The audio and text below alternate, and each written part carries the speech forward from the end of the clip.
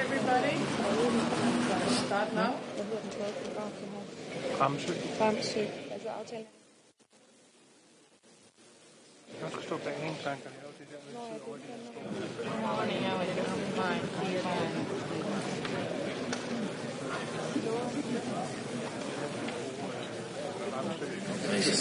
Good morning, everybody.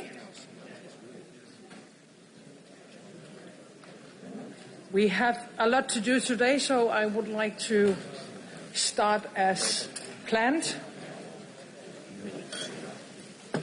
And first of all, I would like to give all of you a very warm welcome to Copenhagen.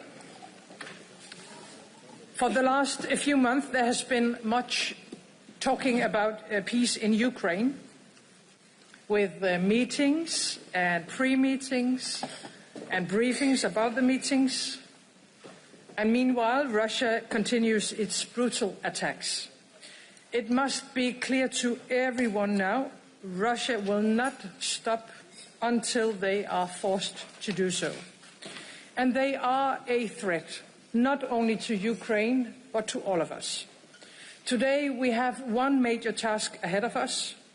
We have to make our common Europe so strong that the war against us becomes unthinkable. And we have to do it now. Excellencies, ladies and gentlemen, dear friends and colleagues, it's a great pleasure to welcome you here in Copenhagen.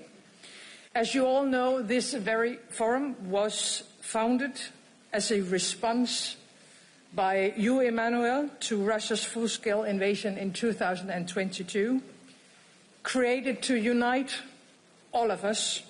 The purpose has not become less urgent or less relevant today.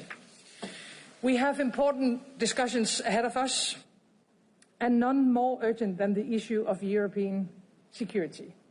Dear Volodymyr, for almost 4 years, you and your countrymen has been defending Ukraine against a merciless full-scale Russian aggression. You are fighting with outstanding determination. And right now you are fighting for European security, holding back Putin, defending all Europeans. You have done what no one thought possible, and you support our steadfast support.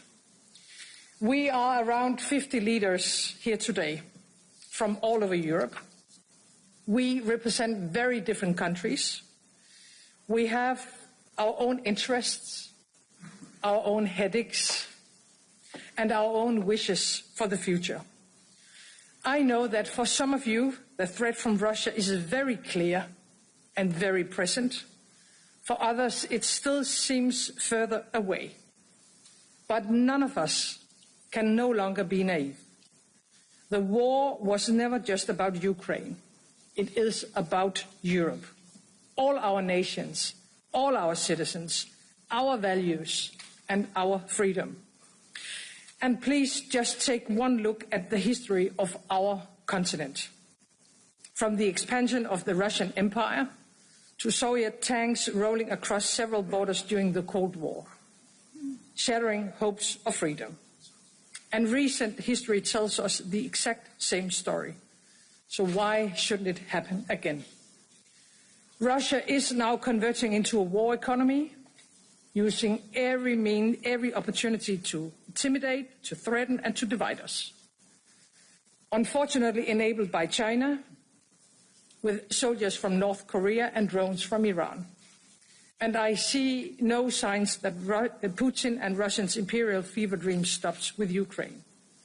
On the positive side, many European nations are ready to do what is necessary to support peace in Ukraine and in Europe. But peace with Russia can only be achieved through strength. We have to strengthen Ukraine and weaken Russia with more sanctions.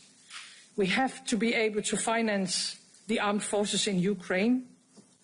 All of us have to deliver more weapons, more ammunition, and we have to do it faster. Nowhere it will make a greater impact for European security than at the front lines in Ukraine. It's not charity, what we're doing in Ukraine.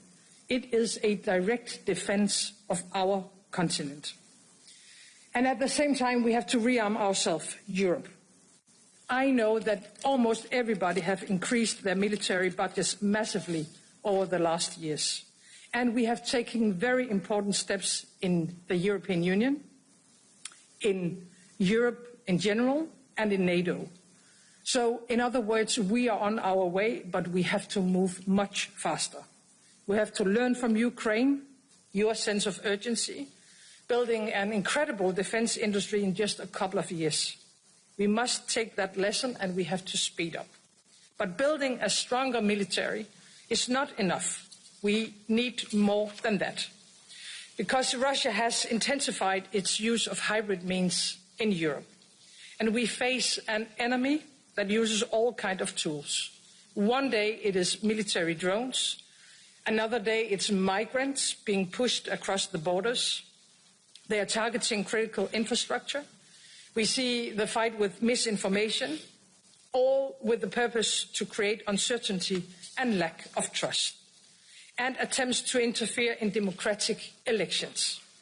Security is, of course, not only a question about military means. It is a matter of our hearts and minds. And in a time where democracy is under pressure around the world, we need to show that we deliver for our societies. That we as political leaders are able to help our people to tackle their challenges in everyday life. Our citizens need jobs and economic security. They need health care, education for their kids, affordable food, opportunities for their future. That is why we need to build a stronger Europe economically as well. We have to create the jobs for the future. We have to reduce our dependencies. We have to invest in new technologies and source the critical raw materials that are necessary. And by the way, we have to take much stronger action on migration. We have to strengthen our borders. Uncontrolled migration is changing our societies, and it is our citizens that pays the price. Who can enter and stay in our country? It has to be a democratic decision. Before I pass the floor, there is one thing I want all of you to remember. Back in 2022, when this political family was established, when Russia launched its full-scale invasion in Ukraine, Putin wanted at least three things. He wanted to capture Kyiv, he wanted to overthrow the Ukrainian government, and he wanted to tear Europe apart. Today, after almost 4 years of full-scale war, after spending billions of dollars sacrificing thousands of Russian lives, Putin has not succeeded in any of that. The war is a Russian failure. First and foremost, thanks to you, Volodymyr, to every brave Ukrainian man and woman fighting for our freedom, but also to every nation supporting you.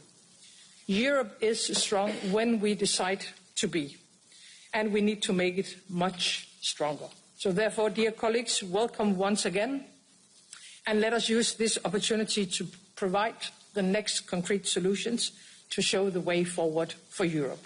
Thank you, and I would like to pass on the floor to you. Antonio.